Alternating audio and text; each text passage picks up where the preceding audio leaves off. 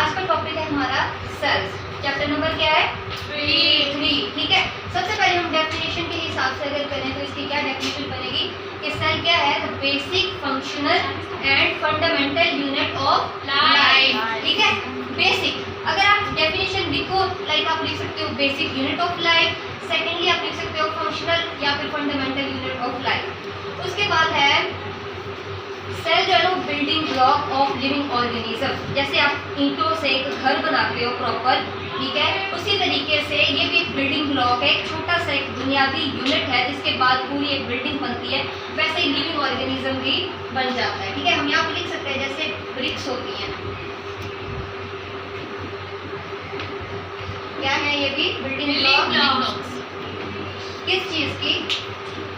House. ठीक है, उसके बाद बिल्डिंग ब्लॉक ऑफ कैसे?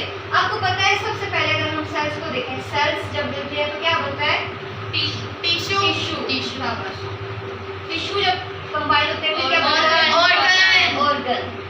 ऑर्गन जब बनते हैं organ system. And organ system मिलता है तो ऑर्गेनिज्म। उसके बाद अगर साइज की बात करें तो ये बहुत छोटे होते हैं, सेल्स का साइज बहुत छोटा होता है टू वेरी लार्ज। ठीक है, अगर हम स्मॉलेस्ट देखें तो इसके अंदर क्या आता है? बैक्टीरिया। ठीक है, और अगर लार्ज देखें तो वेल, यानी कि वेल के सेल्स भी, वेल पूरी उसकी बॉडी जो है वो किस चीज़ की बनी होती है? सेल्स। उसके बाद अगर हालांकि अगर साइज को देखा जाए उसके बावजूद भी ये कॉम्प्लेक्स स्ट्रक्चर है। इट मीन्स के अंदर न्यूक्लियस है, ऑर्गेनेलीज हैं और इसके अंदर फंक्शनिंग हो रही है। उसके बाद है डिफरेंस आ गया प्रोकैरियोटिक सेल्स और यूकैरियोटिक सेल्स की टाइप्स हैं बेसिकली। प्रोकैरियोटिक सेल, अच्छा सेल्स की कितनी टाइप्स हैं? 2, प्रोकैरियोटिक और यूकैरियोटिक। प्रोकैरियोटिक सेल्स नहीं देखे जा सकते, फॉर एग्जांपल बैक्टीरिया और आर्किया। ठीक है, ये मैंने बनाया हुआ है बैक्टीरिया का और ये बनाया हुआ है आर्किया का। इसके अलावा ये बहुत सिंपल होते हैं बिकॉज प्रोकैरियोटिक है ना, इनके अंदर जो ट्रू न्यूक्लियस है वो नहीं है। अगर है भी सही न्यूक्लियस तो प्रॉपर स्ट्रक्चर नहीं बना हुआ।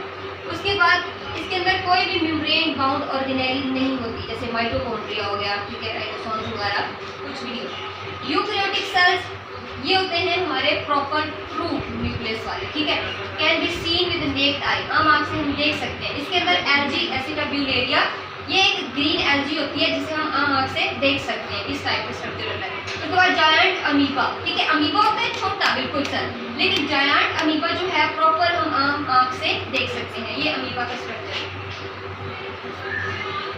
उसके बाद है यूकैरियोटिक में ना क्या क्या आते हैं? फंजाई, प्रोटिस्ट, एनिमल्स और प्लांट्स।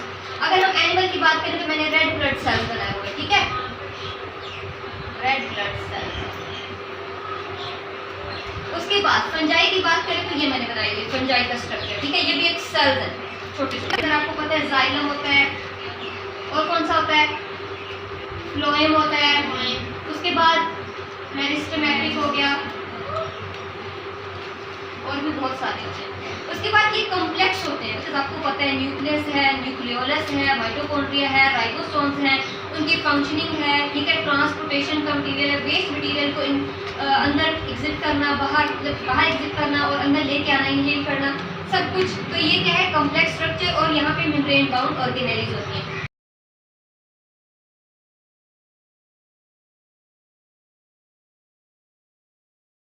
ठीक है, इसने डिस्कवर किया रॉबर्ट हुक ने। कब किया? 1665।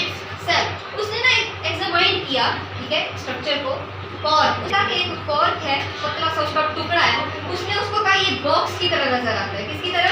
बॉक्स की तरह। उन बॉक्सेस को उसने क्या नाम दिया? सेल।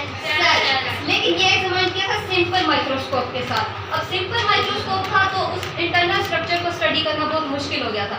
उसके बाद जो है 19th सेंचुरी स्टार्ट हो गई, तो आ गया रॉबर्ट ब्राउन। इसने क्या किया? 1831 में न्यूक्लियस डिस्कवर कर दिया। ठीक है, इट मीन्स कि अब स्ट्रक्चर कॉम्प्लेक्स हो गया है। कॉम्प्लेक्स स्ट्रक्चर हो गया है तो बहुत सारी ऑर्गेनेलीज जो हैं उसके बाद कमिंग ईयर्स में वो भी डिस्कवर होती है। ठीक है, ये है हमारे पास स्ट्रक्चर ऑफ सेल्स और पूरा टॉपिक हो गया सेल। उसके बाद हम आगे पढ़ेंगे प्लांट सेल, एनिमल सेल, उनकी डिटेल पढ़ेंगे। ठीक है।